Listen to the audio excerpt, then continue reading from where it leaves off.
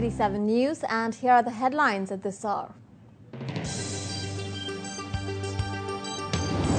Petrol price hike comes into force. Good news for passengers as flights resume.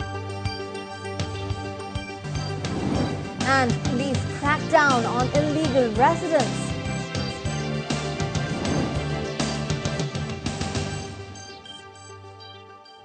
Today, petrol prices have increased by 15 fils per litre across the UAE. That's 11% hike, and the increases could continue.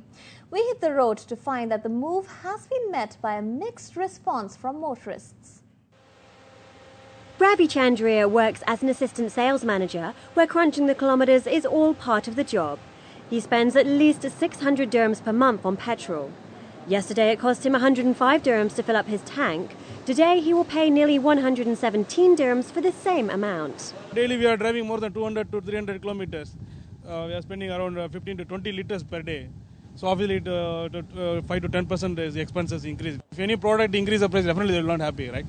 Others claim the price hike won't affect their finances or personal expenses. In comparison to the cost of petrol internationally, the UAE is still an economical place to run a vehicle. I don't think there's anything wrong with it. I come from Australia where we pay, something like 4 or 5 dirhams a litre, so I don't see any problem. I mean, if people are complaining, maybe they shouldn't be driving these big cars like myself. For some, social responsibility and the call for renewable energy is becoming more of a priority. I think it makes sense to have a bit of an inflation on the prices because, we are reaching the time that the oil reserves are actually running out, so people actually could be a bit more sensible. 15 fils per litre may not strongly affect consumer habits, but what is the reason behind the hikes and why right now? Well, effectively what they've said is that they've been running their distribution arms regionally and locally at loss.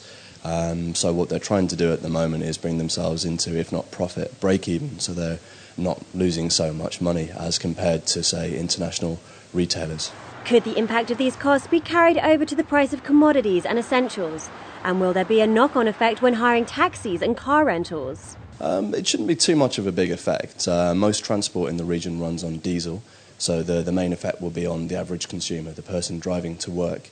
And I'd imagine that the aim would be, the hope would be, that people will think a little bit more about how much gasoline they use.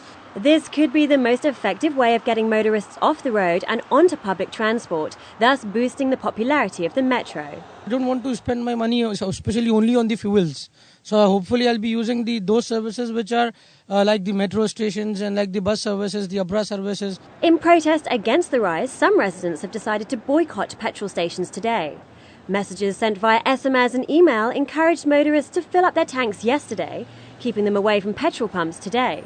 Experts say that the increase is there to curb high consumption and to reflect the market rate. Petrol stations in Dubai buy at the international price, but then they sell at a much cheaper one, making the business unsustainable. In effect, the oil companies are saying it's our way or you're not on the highway. Zoe Richards, City 7 News. Passengers have begun to breathe a sigh of relief as major airports in Europe have resumed operations. London, Paris, Amsterdam, Zurich, Vienna, Milan and Malta have opened their airspace to allow flights. In the UAE, Etihad has resumed flights to all its destinations.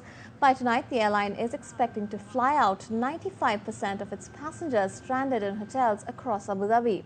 Meanwhile, Emirates Airline has also resumed its flights to Europe. 3 additional flights will be added to London over the next 24 hours to clear the backlog. Regarding transit passengers stranded in Dubai, the airline is accepting those with confirmed bookings for travel to the UK and Germany. And in related news, 181 UAE passengers across Europe have been helped by the country's diplomatic missions there.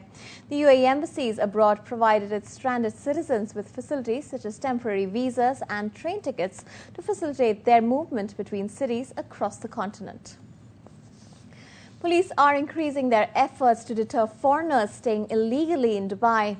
They arrested over 10,000 people for not having legal residency in the country. Major General Khamis Matar Al-Mazena, acting chief of Dubai Police, made this announcement following the recent murder of an expatriate staying illegally in the country. He said that such people are a security concern since they could commit crimes easily. They also pose a health concern since they don't go through the regular medical checkup required to issue a residency visa. It's time now for a short break. Up next, Abu Dhabi gears up for the Festival of Music. Stay tuned.